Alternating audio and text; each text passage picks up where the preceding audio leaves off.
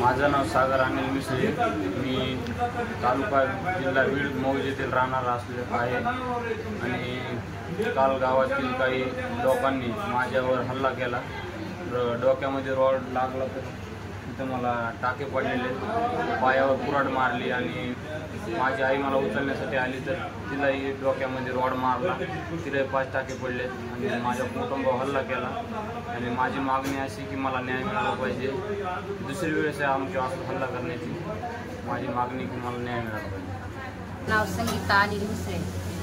गावात काही लोकांनी आमच्यावर हल्ला केला. माझ्या मुलाला मारित असताना मी मध्ये गेली, मला पण रॉडने मारलं.